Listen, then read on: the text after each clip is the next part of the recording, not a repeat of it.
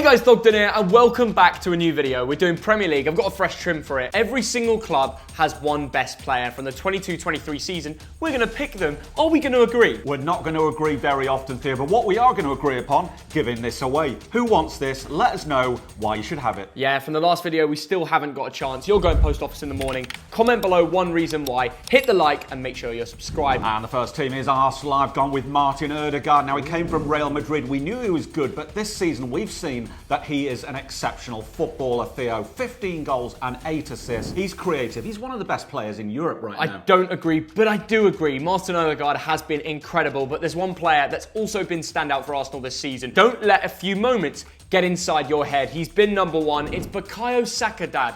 14 goals, 11 assists, 25 contributions, played a massive role for the fact that they were first place for such a long time at the top of the Premier League table. His link-up was incredible and deserves to be the best. Aston Villa, and I had to go with Ollie Watkins there because Villa's fortunes changed when he started scoring goals, 15 of them.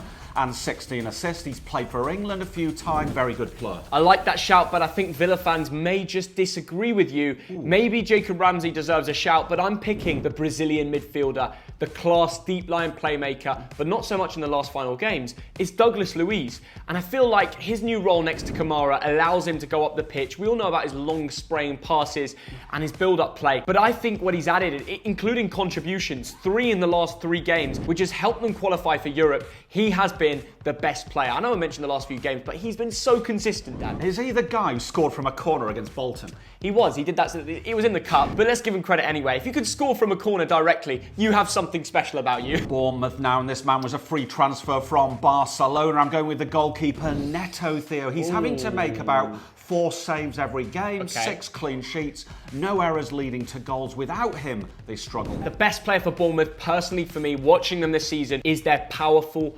physical, holding and more central box-to-box midfielder. It's the Colombian Jefferson Lerma. Now, maybe some Bournemouth fans don't agree with me. Important games like Leeds where he scored a brace, but not just what he adds going forward. He's always in the right positions. He's got the interceptions, the aerial durances, the clearances. He's been that man in front of the defence to do the dirty work. Brentford now, and the man I've chosen has had a superb year despite some personal difficulties. At his England debut, 20 goals, 4 assists, Ivan Toney, Theo. Dad, he's been banned for part of the Premier League season and broke 20 goals. The guy's incredible. He's nearly contributed to half of Brentford goals. To be fair to the Bees, they have found ways of still winning games and important matches without him. We even saw in the City game, they got a close draw, could have won that game too. Maybe we should respect Yanelt and Buemo. Do you know what, Ben Theo? Mee as well. That's the thing about Brentford. It's a team effort. You could choose any one of those players. Yeah, it's been a great season for them. Maybe Europe next year, let's see. Brighton and Hove Albion. This is a difficult one, so I want to know who you've gone for, Theo. Oh, you've mixed it up here. Okay. I'm going to say you've picked one of Pascal Gross, Caicedo, McAllister and Estupiñán. My personal pick is Caicedo. I've had a bit of help from editor Josh. He's a big Brighton fan. He says that his dad, when he walks out the stadium, he literally says it's like they play with 12 men. It's like he is 2 players, so much energy, the tackles, the interceptions. He is the reason Brighton are able to make so many chances because he gets stuck in, he's effective, and that's why all the big clubs in the Premier League want him. You can read my mind, Theo. 9 goals, 8 assists. It's the German who's never played for Germany. It's Pascal Gross there.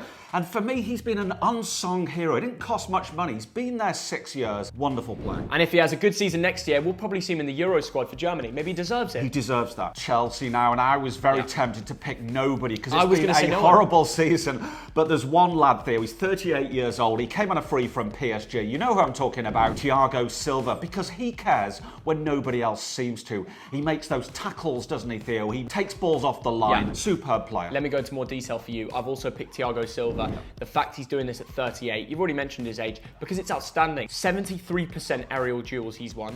74% ground duels he's won. He's coming up against guys 9 years below him, 10 years, 15, 20 years, in their prime fitness and condition. And he's still doing it at the top of the game. And by the way, those statistics you just quoted are incredible. Crystal Palace now, and I've gone for the master of the dangerous cross, Theo. 11 assists this season. It is, of course, Michael Olise. And what you might not know about this lad, Theo, he can play for Algeria, Nigeria, France, or England. Let's hope it's England. He's eligible for like five countries. 4 countries. He's played for the France youth teams, but he could play for England. Well, I'm going to pick pick a man that's played for England, and I'm proud to call him, well, I think he's the future of our nation. I think he's the future of Crystal Palace, and he links up well with Elise.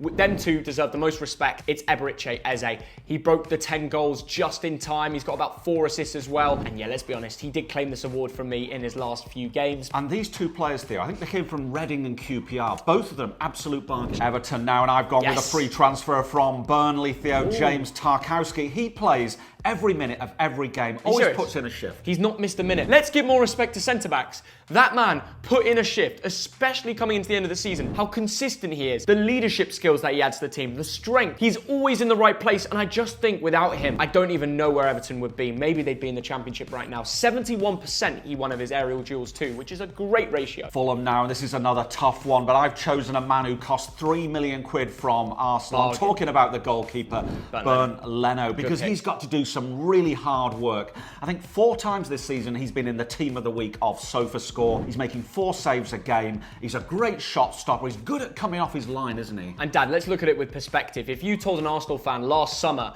that the player of the year would be Bernd Leno for Fulham, they'd all laugh at you. Alexander Mitrovic, it's the Serbian, 14 goals, but imagine how many it would be without the ban. I think he could have broke 20, to be honest. I think he could work on maybe taking a few more big chances, working on penalties here or there. But overall, that guy is a beast, and that's why he's wanted. Leeds United, what a poor season. Nobody really stands out apart from Rodrigo. He got 13 goals, but it's interesting, his XG was only 8, so he really overperformed. Yeah, he did, and he scored a few clutch moments as well. They had chances at the end of the season to stay up, and if the ball landed to him, you could rely on him maybe a bit more than the likes of Bamford. But the player of the year for me, it goes back more than the last few game weeks, Dad. It's Tyler Adams, the American midfielder, put in such a good shift, turning defence into attack. That man had it all, and he's still young. I can't see him playing in the Championship next year. I think he's too good. Leicester City, it simply has to be James Maddison. He is a diamond in a really poor squad. 10 goals and 9 assists this season. Is he on his way to Arsenal or Newcastle? Dad, I've not picked a Leicester player for this one.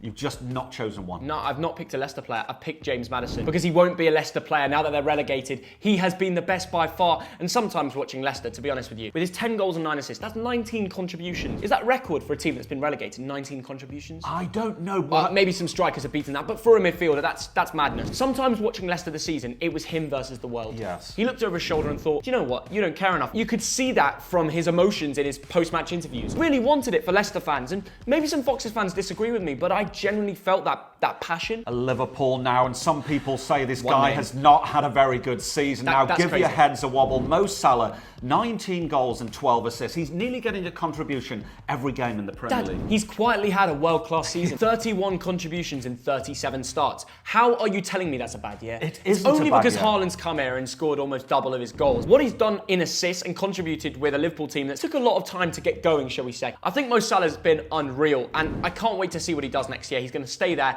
He's going to smash it. They're probably going to win Europa League. They're going to have some fun. Manchester City, and I wrote down Kevin De Bruyne because I wanted to be different, and then I put a cross through it, and I chose Erling Haaland because 36 goals, 8 assists, 52 goals overall. He has rewritten all the record books. I can already picture the comments. Unpopular opinion. İlkay Gündoğan should be player. No. I'm sorry, maybe any other Premier League club, but this is a team of geniuses. They're all special, but the specialist is Erling Haaland. He's got more goals than games, Dad. Apart from maybe 1 or 2 Kane or Salah seasons, nobody has got more goals than games. Like consistently, at the end of the season, we're sat down here and saying that. And it's no coincidence that in the year he arrives, City are going for a treble. Manchester United, this man has got his mojo back now that CR7 has gone. It's Marcus Rashford, 17 goals in the Premier League, 30 goals overall, Theo. I'm going to agree that Rashford's made a great comeback, but the most important and key member of the squad this season, who's made the most difference, I'm going to go Casemiro. Ooh. Some people even put him in the best 11. What he's done to solidify that midfield, bring Bruno Fernandes into the games as well, Rashford. I think part of the reason he's made such a great comeback is the strengthening around him. Casemiro, we can't deny, he's changed that club. I mean, interestingly, statistically on SofaScore, I think Bruno Fernandes is getting the #1 spot. Newcastle United, and this man cost 14 million euros from Atletico Madrid. That is a bargain. Kieran Trippier has been magnificent this season. Dad, at 32 years old. You know what? Let me throw some stats at you. Big chances this season, 24. How many key passes per game does he make from right back? 2.9. One of the best in the Premier League. I mean, we could have gone with Callum Wilson, who's been magnificent as well. Yeah, we could have gone with so many Newcastle players. The shift that Botman and Byrne are putting, Bruno Guimaraes, I'll go on for days. Newcastle are playing Champions League football next year. We could have said the whole team, but standout for me, it's Trippier as the captain. Nottingham Forest, for me, it's Morgan Gibbs-White. Theo, 5 goals and 8 assists. A really good buy from Wolverhampton Wanderers. And I saw Jamie Carragher put him in his best 11. Got a bit of stick for that, but you know, when you put him into 11 Premier League players and he makes it in the midfield. I wouldn't go that far. Well, he did that. Wow. Yeah, Taiwo Awoniyi, the striker from Union Berlin and once played for Liverpool. Did you know that? The amount of braces he was getting at the end of the season was a joke. Go to Chelsea, get him points. Home games for fun. This guy, when it mattered, turned up. And that's what big game players do. And when push came to shove and they needed the points on board, the man delivered. That is a good shout, but Gibbs-White for me because of the consistency over the whole campaign. Southampton, James Ward-Prowse, Move on. I mean, bottom of the Premier League, best free kick taker in the world, 13 contributions, 9 goals. I mean, he loves a London away day to bang in a free kick. The guy's a joke. The question is, the real question, where is he going to be next? Well, he's got a contract for, I think, 3 more years, so you're going to have to pay quite a lot of money for him. Tottenham Hotspur Football Club, how obvious is this? 30 goals this season, the best striker in England by a country mile, Harry Kane, and another player who plays every minute of every game. Dad, to break 30 goals with the team that he had around him, it's insane. If you think about the amount of distractions they've had from the World Cup, where he may have had a few nightmares from the double penalty miss, and not just that, it was the manager switch around at Tottenham and the fact that the players around them just weren't that good. And yet he went to Leeds away on the final day with Ryan Mason as manager, had to score 2 goals to break 30, and he did it. And Leeds needed the points that day. And he probably deserves a move to Real Madrid next year. I'd love to see him go somewhere else because I want to see this guy win trophies. I think he's proven this year. It's not him that's the problem. I want to see him win a major trophy with England. No, of course. No. Well, of course I'd love you want Germany I thought you wanted in England, as in like win something in the Premier League. I want to see him go Real Madrid. I would love it if he goes to Real Madrid. Bellingham, and if he does, he's going to get more than 25 goals this season. West Ham United, I've gone for Declan Rice. If you agree, press the like button. If you disagree, press the like button, Theo. Because this man has been magnificent all season. He's played 49 games. He's got a 50th coming up. Dad, it has to be Declan Rice. No one, I mean, the way he spreads the ball, runs the game, runs the show on the ball. He's got amazing dribbling skills. He's had some amazing solo efforts this season. Even scored on his last game at the London Stadium. I'm sorry, West Ham fans. I don't see him there next year. The likes of Arsenal are going to be licking their lips, especially that they're going to let Xhaka go. There's that spot available, but at least we're agreeing on Declan Rice here. No one goes near to him. And finally, Wolverhampton Wanderers. It's quite simply Ruben Neves. This man has shone in a really, really poor side. He's even started for Portugal at the World Cup. The guy is brilliant. He runs the show. He can score goals from outside the box. He can ping a ball across the pitch. Wolves fans, I think you might be a little bit lucky to have him next year. And I agree, and I think you're going to struggle without him. If you want a Jermaine pennant in your room, well, not a Jermaine pennant, like a normal pennant like this, hit the like, subscribe, tell us in the comments why I should send it to you. We'll send it in the morning.